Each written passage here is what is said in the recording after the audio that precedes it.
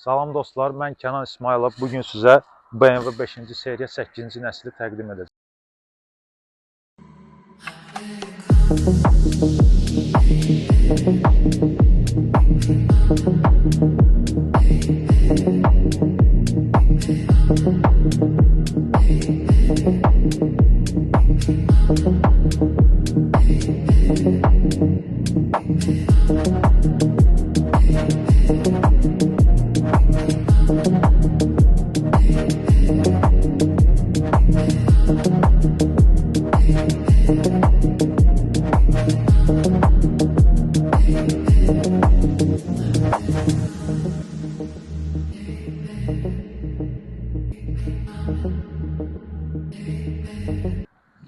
Avtomobilimiz i5'dir, yəni tam elektrikdir. Avtomobilimiz M-Sport zavod komplektasiya ilə gəlib və rəngimiz Brooklyn Grey'dir, yəni yeni rənglərdəndir və avtomobilimiz Black Edition'dır. Gördüyünüz kimi M-Sport və Black Edition olduğuna görə burada xrom elementlər tam ləğv olunub və bizdə işıqlı abliçovkadır. Avtomobilimizdə yan tərəfinə keçəndə burada biz R21 disklər görürük, Individual M. Bu BMW-nin 5-ci seriyasında ilk dəfədir ki, R21 disk gəlir. Yəni başqa 7-ci nəslə qədər heç vaxt belə bu ölçüdə disk gəlmir. Maksimum 20 gəlmişdi. Bu diskimiz amma R21 individualdır. Burada da yazılır. Və zavod bizdə M performans olduğuna görə zavod supportlarımız göy rəngdə, yəni kraskalanmıyor supportlar. Və avtomobilimizdə demək olar tam dolu komplektasiyadır. İndi birazdan avtomobilimizi sürəndə sizə izah edəcəm. Keçək avtomobilimizin arxa tərəfinə. Biraz qısa edəcəm videonu. Yan tərəfini gördünüz. Disklər R20 individual yazılıb. Oradan yaxından görsətsən tamaşaçılarımız görər. Və avtomobilimizin arxa tərəfi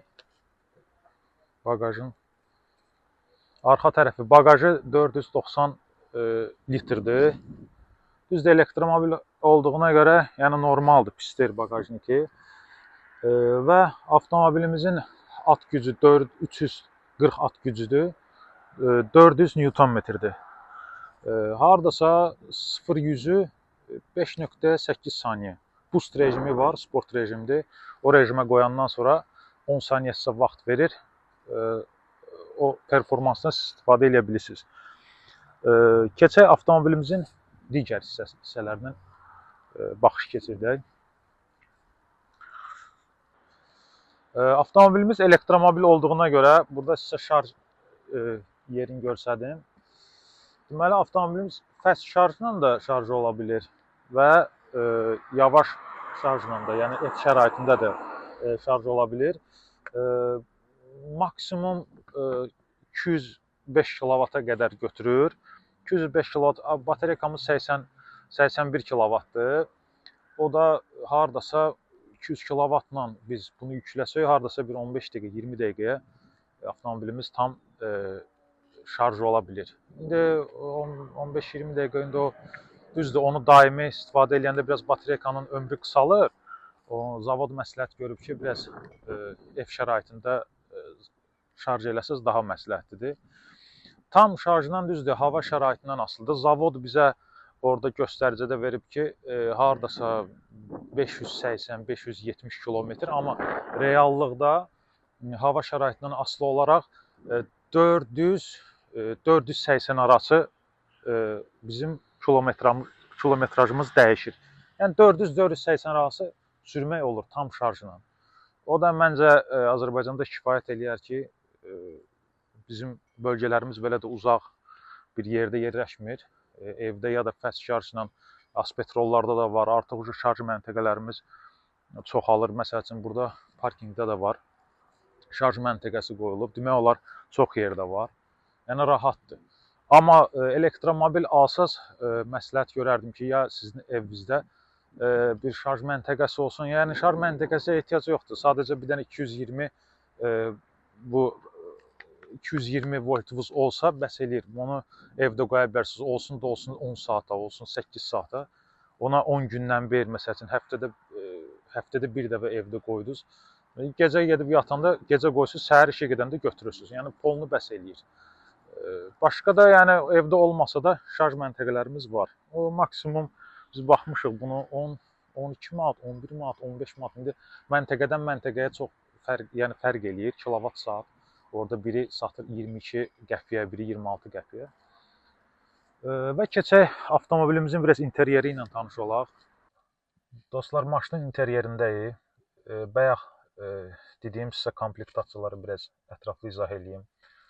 Avtomobilimizdə M-ruldur və artıq indiki M-rullarda bu formada gəlir. 6 düz kəsik və i5-də G60-da platforma ümumiyyətlə dəyişib. Yəni köhnə nəsildən əsər əlamət qalmır. Yəni heç nə qalmır. G30-a aid, F10-a aid burada heç nə yoxdur. Burada start stopumuz buradaydı. Keçib burada balaca bir yer eləyiblər. Bütün knopkalar yığıblar bura. Bu Mercedes-dən bu gəlib. Mən Mercedes-də görmüşəm bu kod verib almağı musiqiyə. Burada trekləri çevirməkdir. iDrive-ımız buradadır. iDrive yəni qalıb. Ləğv eləməyiblər. Burada modlar çevrilir. Burada istədiyiniz modlar var. Düzdür, modlar biraz çoxalıb. Qabaq sport, komfort, eko idi. İndi artıq modlarımız çoxdur. Burada sport var, relax var. Yəni hansı modları istəsəz, individual modlar da var, özünüzə uyğun. Yəni tənzimləyə bilirsiniz. Burada dəyişilir, lük açılır. Bəzi modlar var da, yəni çoxalıb. Düzdür, mən burada çox elə şey istifadə eləmirəm. Adi bir moda qoyuram və bunda belə bir şey xoşuma gəlir. Qəza işığını yandıranda bunu bayaq qeyd elədim. Krustal ambiyantdır. Bu əlavə komplektasiyadır. Burada maşında çox şey sadaladım. Onlar hamısı əlavə komplektasiyadır. Onu siz əgər yeni alırsınızsa onu zavodda sifariş etməlisiniz. Avtomobilimizin salonu da çəkir. Registratordur. Burada kameramız var. Və 360 kamera varsa avtomobildə çölü də çəkir 24 saat 360 dərəcə. Yəni avtomobilin hal-hazırda zavod istehsalı kamerası da var. 24 saat həm çölü, həm də içərini çəkir. Burada çox, yəni komplektasiyalarda çox bir şeylər var. CarPlay var, indi onları sadalamıram. İndi əsas yenilikləri sizə deyəcəm.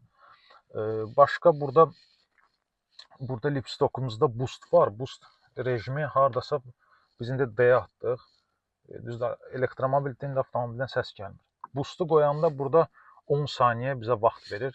Burada elə bir ki, boost tam elə bir ki, performansın sport rejimində, belə deyək, əvvəlki sport rejimi, indiki boostdur. 10 saniyə vaxt verir, yəni siz qazı basasınız, maksimum performansından avtomobilin istifadə edə bilərsiniz. Burada demək olar knopkalarımız çoxsu keçib sensor olub. Burada bu kondisionerimizin klapanıdır. Yəni bağlamaq, açmaq belə olub. Aşağı-yuxarı çevirmək burada olub. Yəni çox hissələr dəyişilib. İndi keçək biraz avtomobilimizi sürək. Burada modumuz var. Mən qoymuşam kameram. Bu nəsə mənim xoşuma gəlir. Çölü göstərir, amma gecə daha aydın göstərir. Head-up displayimiz də var, bayaq qeyd elədim. Avtomobilin nəyi xoşuma gəldi mənim? Demək olar çox səssizdir. Rolls-Royce elə bir ki, səssizliyi var da. Yəni avtomobilin mühərriki yoxdur deyənə. Avtomobilimiz çox səssizdir və elektromobil olduğuna görə də torqumuz çox yüksəkdir. İndi burada mən bir dənə yüngül boost'u basacağam. Bax 10 saniyə vaxt verdi.